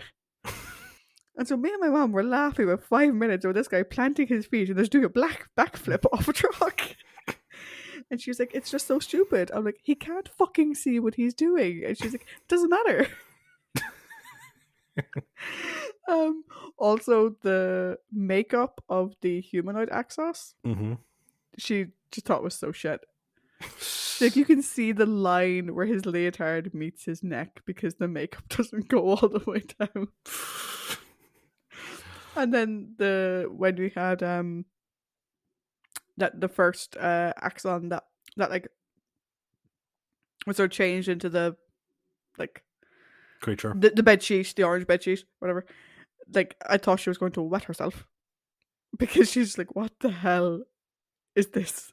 To be fair, I kind of pissed myself laughing at that as well because it reminded me of a Monty Python sketch where it was a world's famous pianist, Sviatoslav Richter, will now play like a concerto whilst escaping from a sack, a pair of handcuffs, and three lengths of chain, and you just see the sack roll on and then start playing the piano while still in the sack. Yeah, I did tell her about like it was the 70s. They didn't have a great budget. They were making you know they were making do with what they had. And if you actually watch the behind the scenes, um Michael, the director was saying how the company that made the monster suit, like the process they used was very new Mm-hmm. and very innovative. No, she just thought it was stupid. Fair enough then. Yeah, I think what scared her the most was actually Axos, like ship Axos opening up and like reaching out and grabbing Yeah. by the face. I think that freaked her out. Um, but anything that you sort of interact with, like Mm-hmm. this separate components of Axos, she wasn't a big fan of. Also, she wasn't a big fan of the claws of Axos, Mm-hmm. because she's like they could at least try and like try harder to hold them down. Like clearly, all you have to do is just wiggle a little bit to the left, and you're done. And you can have these actors straining against these rubber claws, they're sort of flapping. It's okay. I can get us out of here. I know some maneuvers. Let's just lean listlessly towards the left. Yeah, so she was a bit harsh. Bit harsh. All right. But Well, hey, she gave a score, didn't she? she did give a score, yeah. So how about we scuttle on over to, to the overall section? Indeed.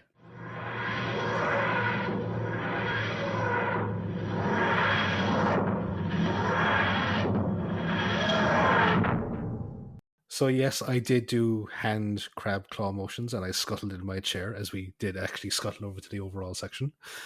So I think I go, you go, mom goes to Mom finish goes, this. yeah. Yeah, to finish this out. Cool.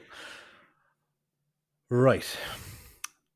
I really enjoyed the concept of the story Mm. because, like, anything that's reminiscent of the thing and to serve man, I'm in it. I'm there for it. But the finished product was just a bit meh. I think, Mm. there was nothing new in terms of character development from any of the core people. Like I missed seeing Best Boy Benton and his gal Friday Yates. No, that truck scene is amazing. It's Oh, yeah. excellent. But like after seeing Joe's performance last week, I was like, yeah, this is it. This is the momentum train now for Joe as a character, and no. There's like like, oh wait, no, next stop is 2 miles down the road. Fair enough. We're gonna leave that off. My I suppose disappointment with Chin, which Mm. just led to this fucking bumbling oaf, is just annoying the shit out of me more than making me angry. Also, like, he's fucking disgusting talking with his mouth open and doesn't even have the grace to have a napkin as he's eating a chicken drumstick. Or a plate. Or a plate, yeah. I like the Brigadier here. Nothing that we haven't seen before, but it's just great seeing him do his thing. Mm. But I just think, like, and because of the way that Chin was portrayed, I think there was a lot of untapped potential for some amazing character interactions, given the characters that we know of. You kind of alluded to it a small bit with Joe, but with the Brigadier and the Doctor, it just like that's a recipe for such amazing drama and dialogue. Just unfulfilled, unfortunately. But I love the Axos. I love the concept of it. It's fucking terrifying, and I really want it to come back. I do. I really want to see like a time loop burst open, and like just whichever doctor, whoever plays the role going forward, or whoever comes back, just that sort of almost check off Rat of Khan type thing, where he realizes the ship is the Botany Bay. I just want the doctor to realize this is Axos. Oh dear God. Yeah. I want to see that. But the clear standout is just the master having a great showing from the master here. Because, as I said, it's a complete flip reverse of the script from the last week, where he's the one that's subservient, and seeing him try and bullshit his way out of stuff. Some genuinely funny character moments, sticky tape on the windows. I love that line. And I love his, you've got to risk everything, man, kind of dark doctor moment. It's great. So overall, I gave it a 2.5 out of 5. It's just down the middle for me. Cool. This is a clip rewatch rather than a full rewatch for me, anyway, personally. So, for me, I mean, what a trip. Seriously, I have never touched psychedelics in my life, and after this, I don't think I need to. Yeah, like the convulsion scene at the start of episode 4 where like you see like the axon heads like just appearing randomly and the creatures and everything. That's done incredibly well. It's done Like, so well. the whole thing with Axos is super trippy. Super trippy. Um, I love the brig in this as always, but like the level of it's the smirk. Hmm. I really like Nicholas Courtney smirking, and so like, he did it a lot. So I was like, yay. I think the Doctor was also good this time around. I had no complaints for him, which was good. I think the whole like buggering off and then trying to blase be like, oh yeah, no, I chose to come back. That's totally him, like Yeah. totally him. Like, particularly consider how he like went off at the end of Inferno. Hmm. It's very much building on that. That's who he is. Yeah. And he's not one to say sorry either. Um, Filer, I thought was an interesting addition, Hmm. though underutilized in episode 4, in my opinion. Yeah. He just fizzled out. Yeah, which again, I'm now convinced that he maybe wasn't there for the final day of shooting on film. It's just my thing. And Actress was creepy, a little bit funny, you know, in hindsight, but very creepy, Hmm. and definitely in terms of the um broader sentient creatures that we've dealt with, definitely Yeah. up Top there, top tier. Yeah. up there. What I didn't like though, and like you've hinted at it, and Katie Manning actually made a comment in the making of DVD, the making of commentary or documentary on the DVD. She felt some of the character moments were lost to special effects, Hmm. and I would agree. Um, we didn't have enough of our characters together as the focus. They were in scenes together, but it seemed like more time and attention was being put on the special effects. Yeah. Like one thing that I think I've told you before is so when I write the summary, I Mm, try and make I try and break the episode, which is usually around 23 minutes. I try to break it into 4 paragraphs of about, mm, 5 to 6 minutes, whatever. The first paragraph for episode 1, that encapsulates 11 minutes of the first episode. yeah.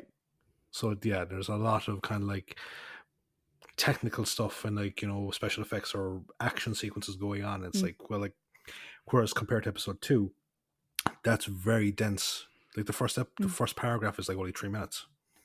So I want you to imagine for a second. Hmm. Imagine this is a six-parter. Hmm. I think it would have worked a lot better. I agree. I agree because I think we could have seen. It would have been very interesting to see Axonite in the world, how Mm, it's like being utilized, all this kind of stuff. Want to? It could have been a great development for Chin to actually turn into the asshole that I wanted him to be. mm, Um, yeah, I think a six-parter would have worked better. I agree. yeah. So for me, I was really middle of the roading it. I've given it a 3 because the bits I loved, I Mm, loved. I mm, loved the brig, and I cannot give him less than a 3 in this.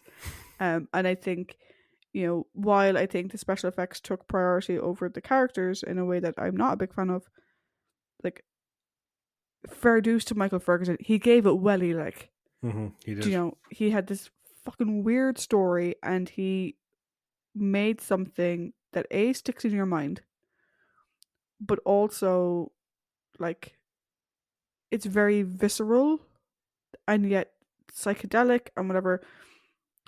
Is it a good thing for Doctor Who in the long run? No, and I hope they don't repeat it, but for a one off, Mm, like, fair dues to him, like, it was very well done. But I think it could have been longer, even one more episode, even make it a 5. yeah. Get the No. extra little bit of character, round off Joe's character a little bit more, maybe have her go off on Chin again, or have her sort of pull Bill up by his bootstraps or whatever, something like that.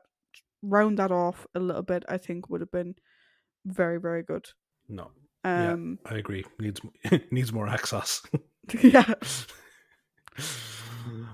So, Mam's thoughts. Hmm. Right. So I need to explain something. So we watched episodes 1 to 3, and then my laptop battery died, Right. and I got her thoughts then. Okay. And I'll tell you the thoughts she had then first, right? So First of all, before it ever started, she got it confused with Back to the Future. She was trying to figure out what Doctor Who was. Right. And she's like, it has time travel. I'm like, yeah. She's like, it has an old guy. Yeah. It has a younger man. No. You're thinking of Back to the Future. And she was like, fine. The first comment she made was, what's with cutting to the guy on the bicycle? Who's the guy on the bicycle? Why do we care about the guy on the bicycle? And I'm like, it's setting the scene, Mom. Like, whatever. I asked her, like, what did she think of it? And she was very honest. It's not her thing. Yeah. She doesn't do sciencey programs in general. And her comment was, this is verbatim, if you like sciencey things, this is really cool. Mhm. But for an idiot like me, it's shit. There's nothing to draw her in. She then said, it has nothing on Mamma Mia. That just gives you an idea of the type of things my mother watches. She was very critical of the makeup, of the costuming. She wasn't massively impressed by the acting either. All right. Okay. She thought it was very low budget, even in the acting side of things. She was wondering, what the hell do you and I talk about? Because she was like, how do you talk about this? And I'm like, we talk about the characters. And she kind of looked at me as if to go, fucking really? I'm like, yes. Do you know what the interesting is, though? Well. So last night, I thought I'd be watching the 4th episode on my own in my room. But we came back from dinner. She changed into her pajamas, got set up on the recliner with her blankie, and was waiting for me to hook up the laptop to watch the last episode. Oh, that's so nice. She did watch it through to the end, in fairness to her. Like I said, I think, like, in 1970, my mum was 15. And I'm like, oh, Mum, would you have rushed home from school to watch this? And she's like, well, we didn't have a television, so I couldn't, even if I'd wanted to.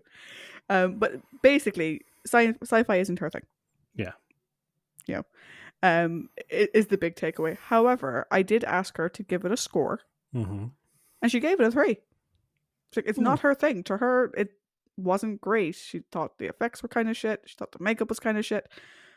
But she's like, if you like sciencey things, and you're someone like us who's watched it from 1963 onwards, and if you're someone who can, parse the fact that it was made with the budget of Coronation Street. Yeah. She's like, it's actually really good. She's like, it seems really fun. You seemed to really like the characters. It's a nice long story. And I'm like, I don't know if you're being, like, just trying to pander to me or what, but thanks.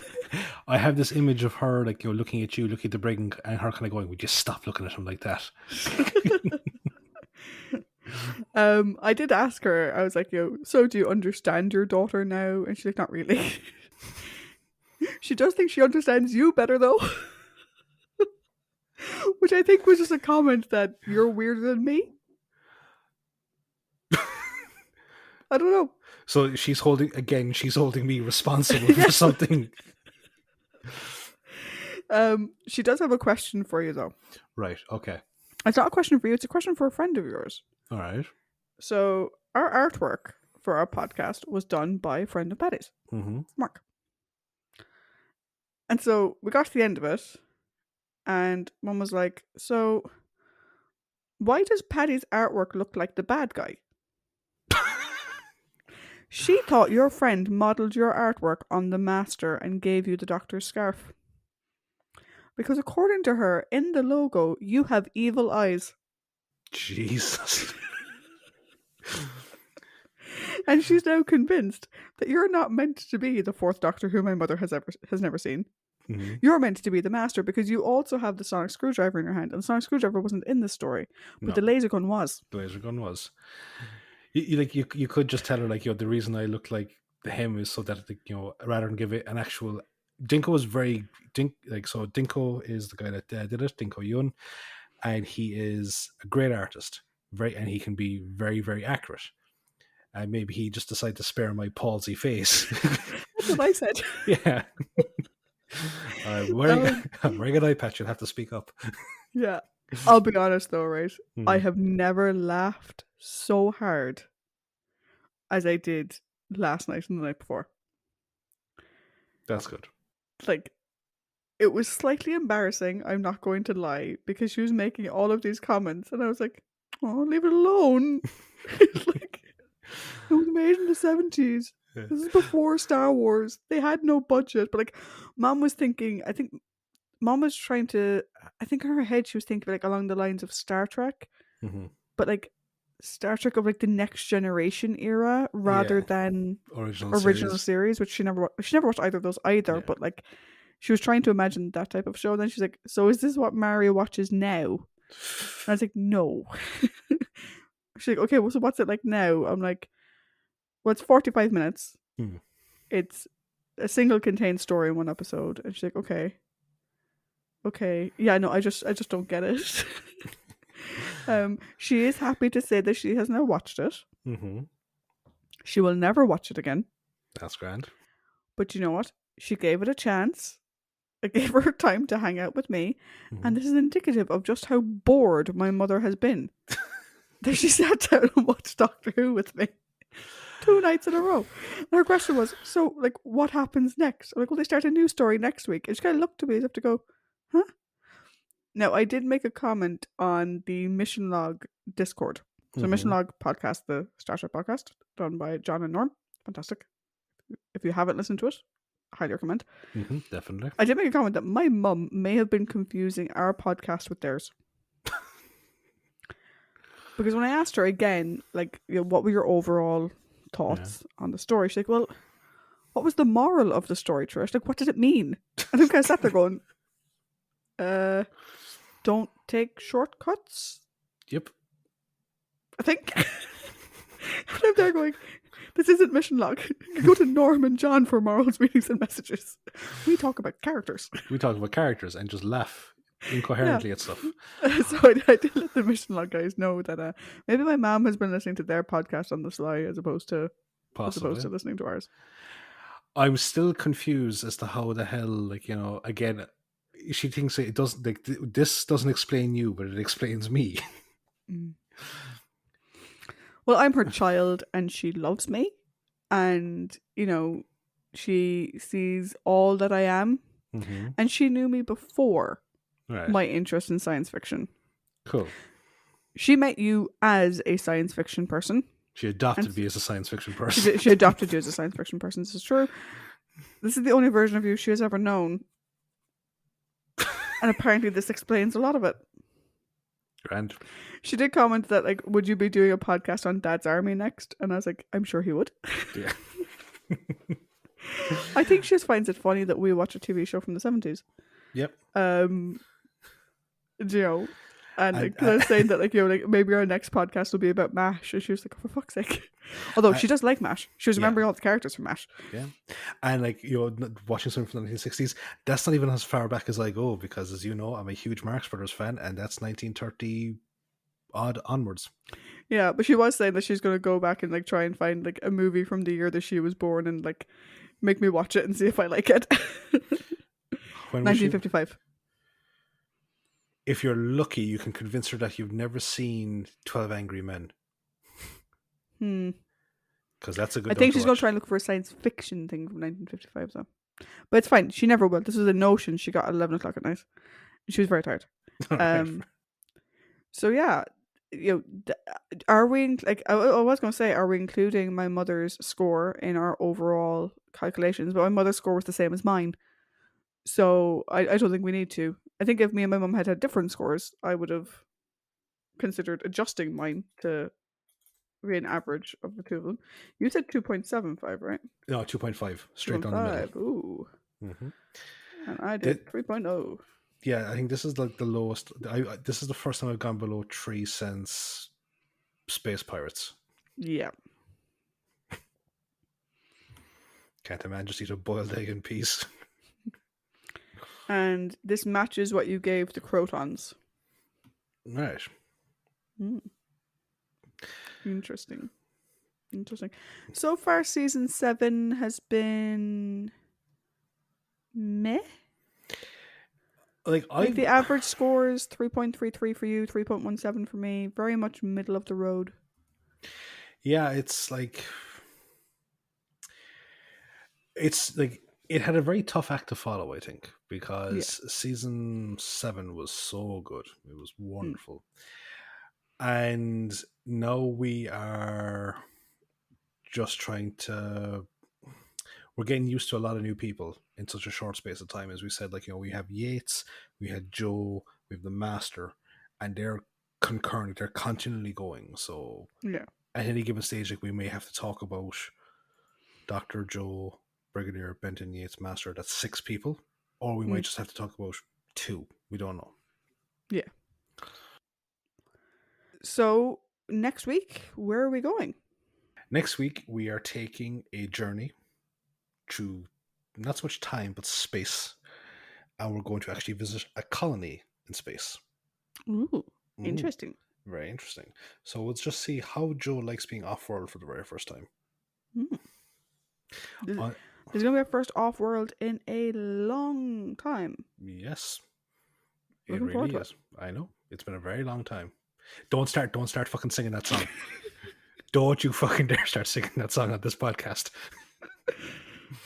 What? Just because you're saying it's a long time, that just reminds me that it was a long road getting from there Stop to it. here, do you know? Stop, for the love of God, please stop.